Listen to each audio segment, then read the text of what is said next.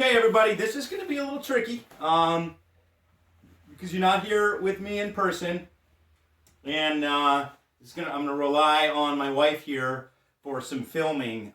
So we're just going to have to fumble through this the best that we possibly can.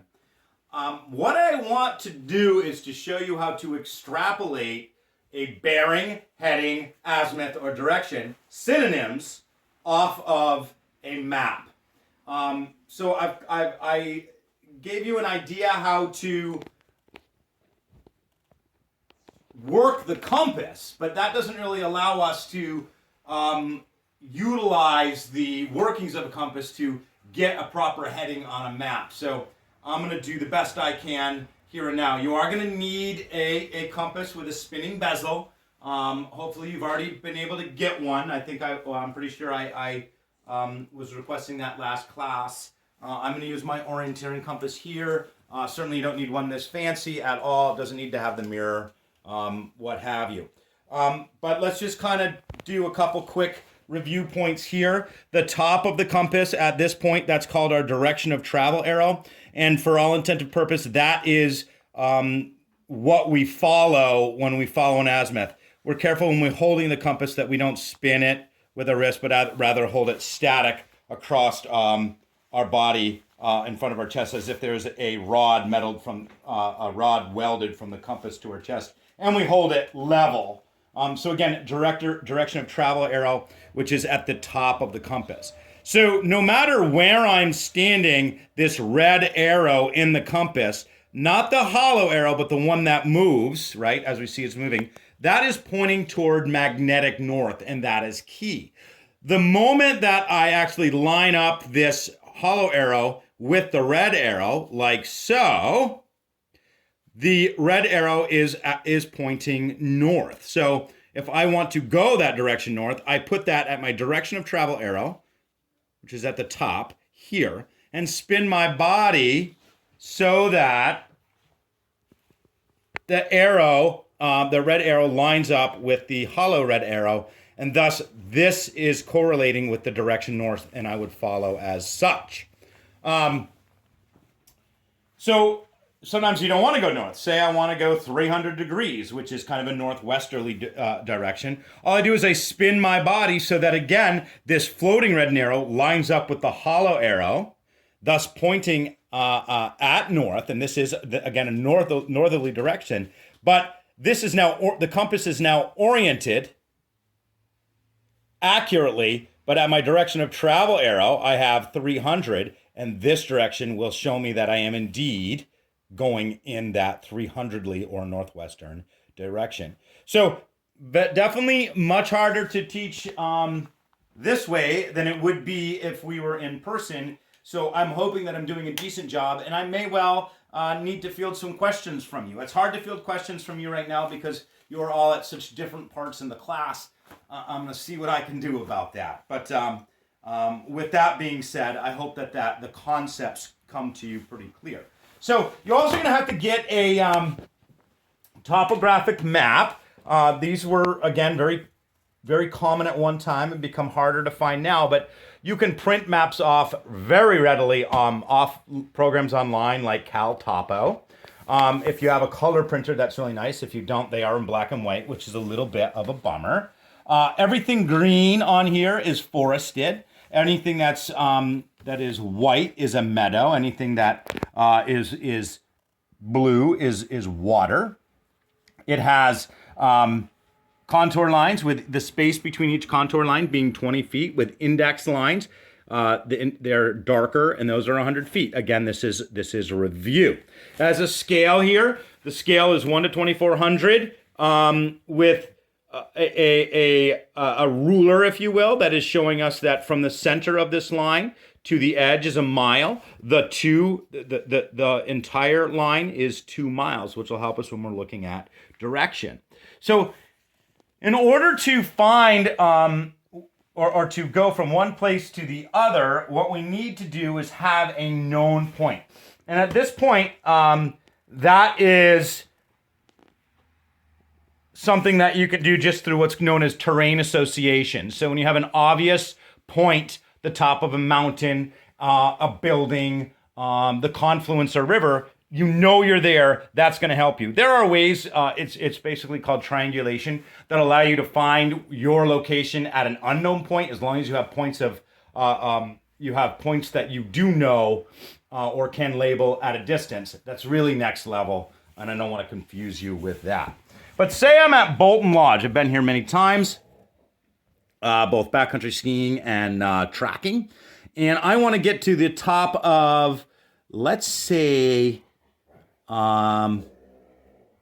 Ricker Mountain. That's quite a long jaunt. In fact, we'll figure out what that is right now. I got to be honest with you, I would rarely take an azimuth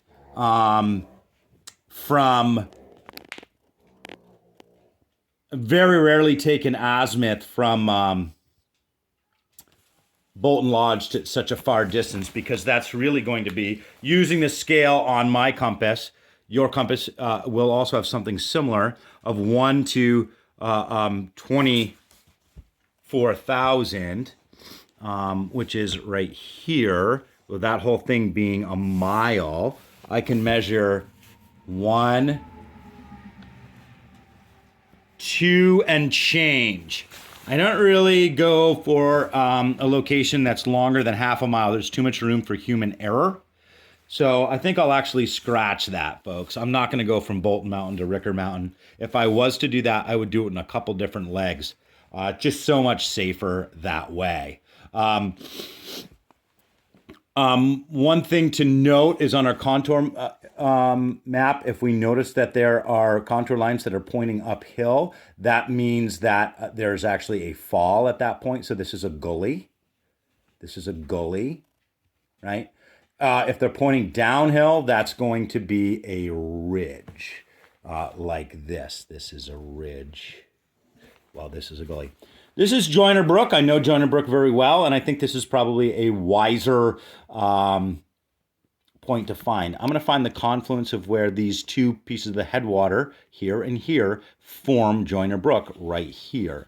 I like this because it's much closer to Bolton Lodge. In fact, if I measure it using my scale, it is just over 1 mile. Really much better. And I have this handrail, which I discussed before. A handrail is a constant. In this case, it's the long trail. So we're going to use that long trail as kind of a handrail to guide us as we're moving through. All right. So what I'm going to do is I'm going to use the lateral side of the compass to sketch a pencil line from that confluence to Bolton Lodge, like so. All right. So now I have that line. Now what I'm going to do is I'm going to place my lateral edge of the compass parallel to that line. Really pretty simple. Not that complicated. Again, here's the line, and now we're parallel to it. The trick is we have to make sure that our direction of travel, which is here on the compass, this is my direction of travel arrow, the top of the compass, is correlating with the direction I'm going. So from point A to point B, and we know that this being the direction of travel arrow of the compass is indeed pointing that direction. Because if I flipped it, which would be a pretty common error, especially if I was panicked or freaked out, I'd be going the opposite direction. I hope that makes sense. So, it took me a while to really understand this. And so I recognize that for some of you, this can be really getting you lost in the weeds pretty quickly. But I'm trying to just make this as simple as it possibly can be.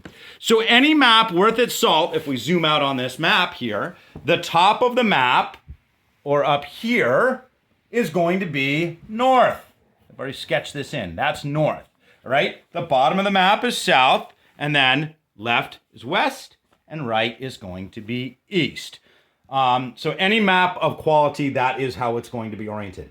When I'm in the field, I am literally going to set the map so it associates with the transcript, with the topography or the terrain, so that the top of the map is indeed correlating with a northerly direction.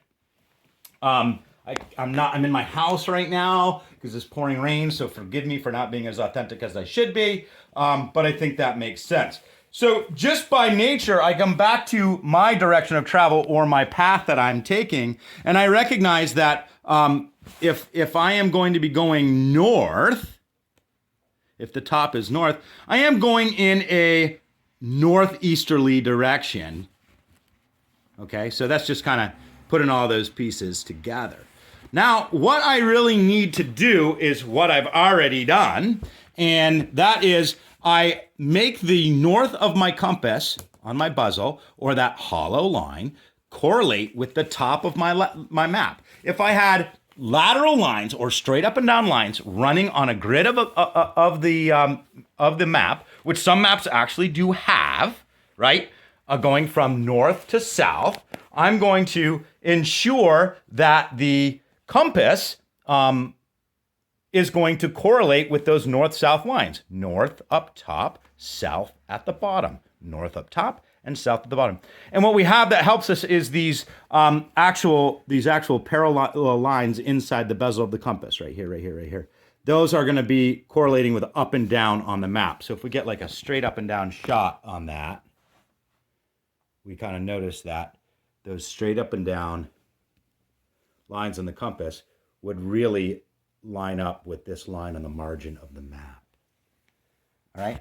So at that point, believe it or not, I have now extrapolated, or almost extrapolated, the actual azimuth, number, heading, or bearing that I would need. In this case, if I go to my direction of travel, it says 60 degrees. Interestingly enough, yes, that is in a northeasterly direction, which compares directly or works directly with what my hypothesis was to begin with.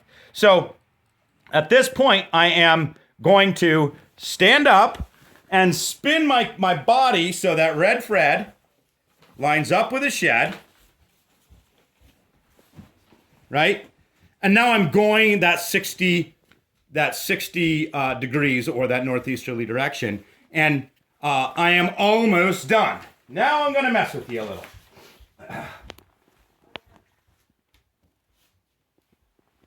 I need to talk about